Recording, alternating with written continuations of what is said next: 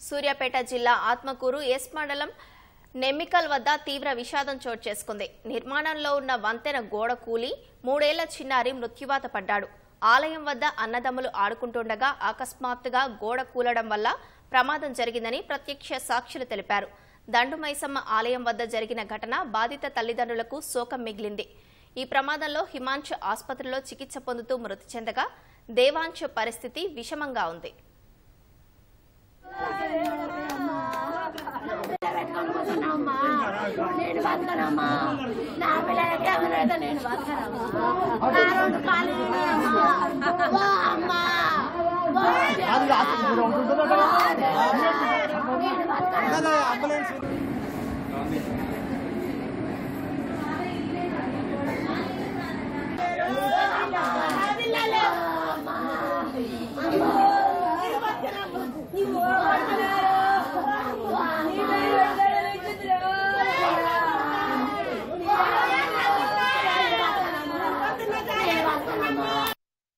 Flyover మీద గోడ కట్టడం వల్ల గోడ కూలిపోయింది సార్. ఎక్కడ ఫ్లైఓవర్?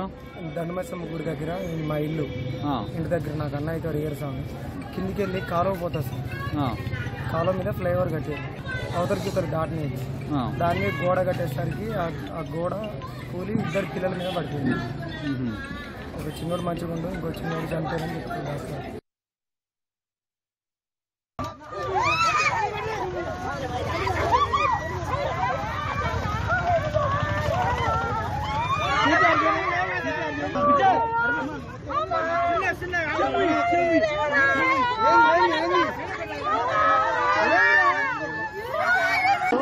సిటీ స్కానింగ్ తలకాయ గిట్ట స్కానింగ్ చేస్తారు. జర మంచిగానే ఉంది, ఆయనకు హైదరాబాద్ తీసుకుపోదాం.